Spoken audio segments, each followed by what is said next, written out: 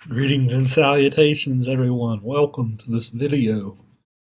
In this video, I'm going to record some thoughts on how to read literature, professionally, like a scholar. As far as a mostly feminist video for those of you who are just getting literature in a college classroom for the first time. So maybe you're taking me for Western world lit or American lit, whatever the case is.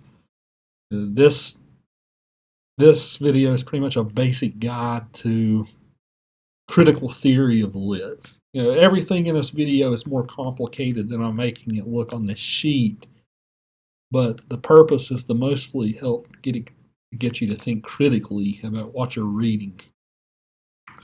That's the biggest thing with a college lit classroom. You're not. Of course, we hope that you enjoy what you're reading, but we also want you to think more deeply beyond just what's happening in the plot or what's happening with the characters. All that stuff's good, but we want you to think under the surface, dig a little deeper than just what's happening in the story itself at the surface level. How do we dig deeper? What are some different ways we can do that? Let us proceed. So, again, like I said, this is a bunch of different ways you can think about literature. Some of these will be more relevant than others, depending on what book you're reading. Something else I should mention. So whenever you do a literary paper, whenever you're actually tasked with doing that, normally if you're given a prompt, it'll have something to do with one of these options. Or maybe you yourself as a thinker are more interested in one of these compared to another one. So if we take a look, first one that I'm mentioning is called biographical studies, biographical approaches to lit. In this one, you're taking the author up as your main concern. So what was happening in the author's life? How did what was happening in the author's life perhaps shape, the text, that the author wrote? Something I should mention, oftentimes in literary studies, the author is often removed from the text that the author creates. The text is kind of seen as its own living, breathing creature apart from the author. Think about it like it's the United States Constitution. One way to read it is to read it literally. The other way to read it is to think of it as a living, breathing document that's always changing depending on the times. Literary scholar studies is kind of like that. It's always depending on who's reading it. Some scholars argue it doesn't really matter what the author intended. If the text does something, if we could read it in a different way, then who cares what the author thinks? But if we are taking a biographical approach, we're arguing whatever was happening with the author perhaps shaped how the text was being written. I gave as an example here John Milton, who wrote Paradise Lost, the great epic poem about the Genesis story. John Milton was part of Oliver Cromwell's regime during the English Civil War. So perhaps what happened to him during the English Civil War might have shaped how he wrote the character of the devil in Paradise Lost. Maybe the devil seems sympathetic because maybe the devil was Cromwell. Right? That's one way that Paradise Lost can be read. Just to give you an example. So if you do a biographical approach, you got to have lots of evidence from the author's life to support your point. Next one is called disability studies. This is something that's came up fairly recently. I'm filming this video in 2020. Past 10, 15 years, this has been a burgeoning new branch of literary criticism. So in this one, we're thinking about various discourses, various social attitudes about the human body, especially the disabled bodies. So what are some long-running sort of stereotypes about the disabled? Of course, you guys can probably think of some, right? The disabled are often perceived as helpless, or depending on what time period it is, they might have thought of the disabled as people being punished for their parents' sins. Right? There's lots of different things people have thought about the disabled over the centuries. So if we're reading a text through the lens of disability, maybe a character in the text, has some kind of physical disability or physical deformity. Maybe the text is perhaps, exhibiting, showing off some of these attitudes, some of these stereotypes about the disabled, that have continued into today. Or maybe a text offers a way out of that, right? Maybe a text is sort of progressive in how it handles this type of thing. Shakespeare's play Richard III is an example I can think of. In that play, Richard is disabled. He has a hump. He's evil. He has a humpback, and Shakespeare portrays him that way, his disabled body that way, partly to show his villainy. But maybe that's a way to show how this has been problematic in the past. So if you notice anything going on with disability in a literary text, maybe make note of it. Think about what's happening. Frankenstein's another example. If you're taking my class, you might be reading Frankenstein. So the monster's physical deformities, what's happening with it, with that. Next one I want to mention is ecological studies. Scroll up a little for you. Ecological studies is the study of literature in the environment. So again, it's thinking about various ways we think about nature. This goes all the way back to like Genesis. What is man's role with nature? We think about it in terms of like Christianity in Genesis. Adam is the steward over the Garden of Eden. He presides over it. Compare that to more of maybe like pagan tradition, religious traditions. Mankind is more a part of nature. It blends in with nature. Maybe like Eastern religions have different sorts of visions about nature. Like what kind of attitudes about nature is a text portraying? That's something to think about. Lots of times in literary texts, nature can be its own character. Like if you think about like a Western, for instance, the American West is its own character. The frontier meant to be tamed by people. Maybe in something like Paradise Lost, the Garden of Eden is its own character. So, what can we learn about nature? In ecological studies, eco-criticism has its own sort of like presentist angle too. So, if we read literature about nature, how can we better take care of nature today? What can literature offer us in terms of wisdom that will allow us to better protect nature in the current moment? So this is a way of reading literature as a means of almost political advocacy of some sorts. This is, again, very recent sorts of work that's being done. I'm simplifying eco-criticism a lot, but that's, in a nutshell, a way to think about lit. So if you notice anything happening with nature, environment, notice even like an author describing the woods or something in a certain way. That's something to think about. And if you're taking a course in American lit, that's something that will happen a lot. The American frontier and nature is portrayed in a bunch of different ways. Formal study of lit.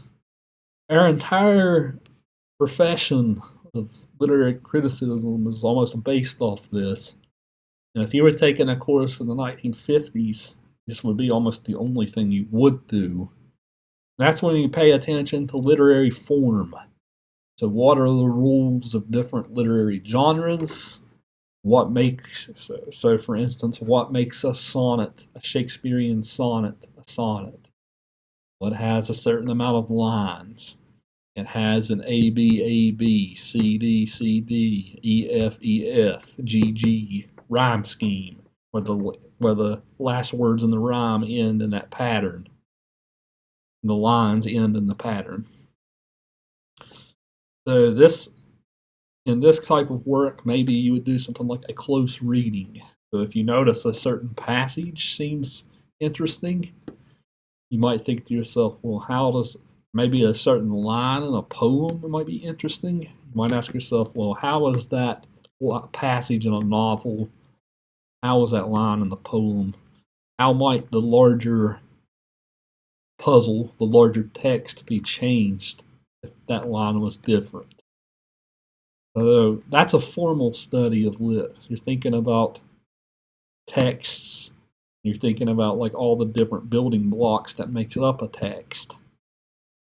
So this is formal studies are almost like doing a puzzle that you're using lit, to do the puzzle with. If you were doing a formal study of a film, it would be the same way, except you would think of scenes, of what all is happening in a scene in terms of things like the camera work or the sound, the angles that the camera are facing.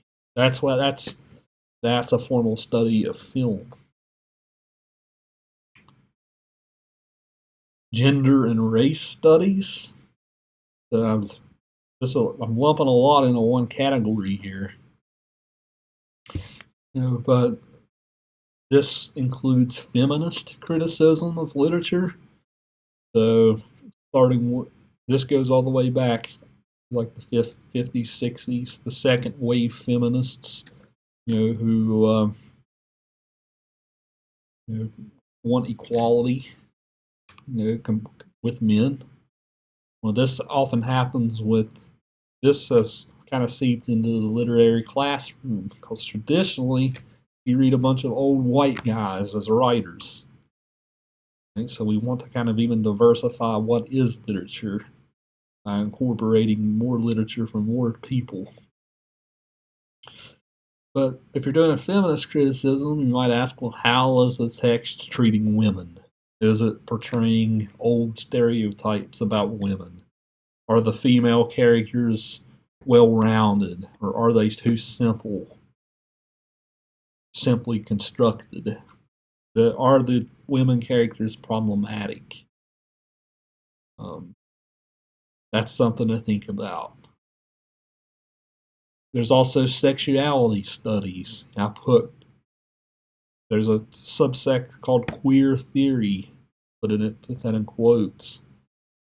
Of course, the word queer has often in the past been used as sort of a negative term, but queer theory has kind of embraced that negative term and turned it into a positive one.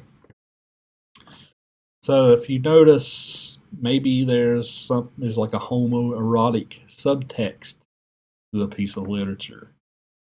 Well, what is happening with that? What kind of attitudes is the text trying to tell us about sexuality different than heterosexuality? That's something to consider. For instance, if we were talking about the ancient Greeks kind of had a more, looser, less rigid sexuality compared to the Victorian age, for instance. It's also tricky because before the 19th century, sexual identities weren't a thing. So, people, like there were like gay people, but they didn't think of themselves as gay. That makes sense. They hadn't come up with that identity yet. So that's something to think about too, especially in an older text. And of course, with race studies, whenever you have a race in a literary text that's different than just white Europeans, something to think about what's happening too. So for instance, the British text, or you might have some Indian characters or Indians from India, not Native Americans. In American lit, you might have Native Americans or African Americans. What kind of attitudes is that text portraying? You oftentimes have characters from China or Japan, Eastern Asian characters that are represented in different ways. You have characters from Africa represented in different ways, like Shakespeare's Othello, for instance. So, influence studies asks what are the relationship between texts. What for you?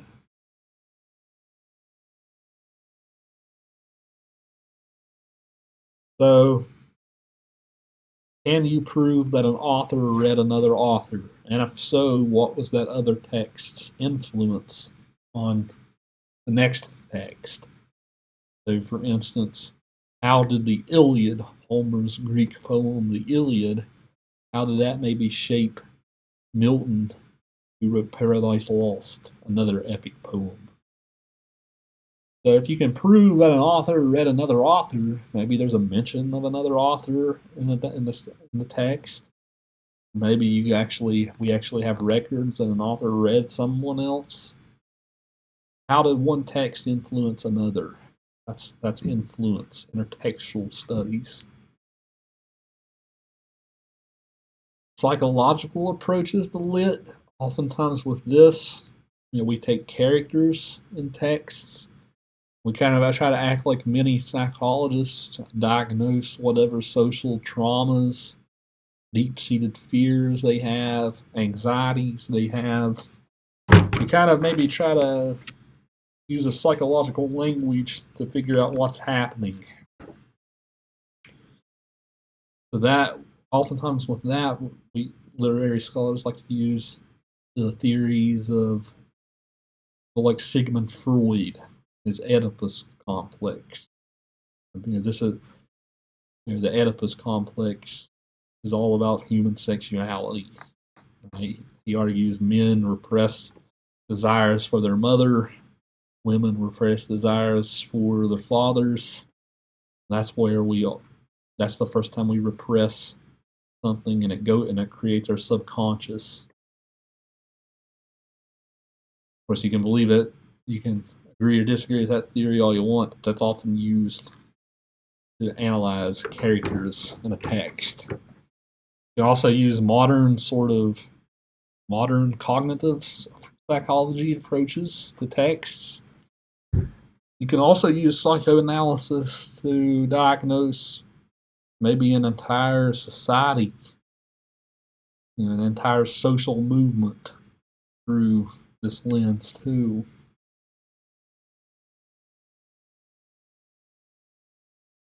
Then social, political, cultural studies. This is where you use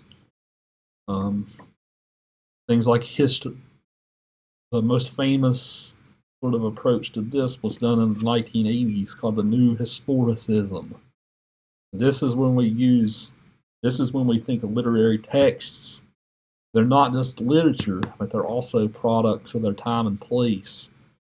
This great piece of literature would never have come about without this historical thing that was happening at the time.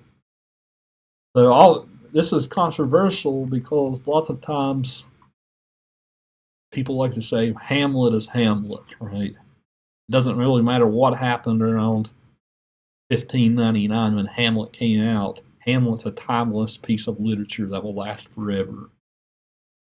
Well, the historical scholars argue, well, maybe not. here's all this stuff that was happening in England in the 1590s. Hamlet would have never even been thought of without everything that was happening. History and literature go quite well together. So that's just a basic summary of different ways to approach lit.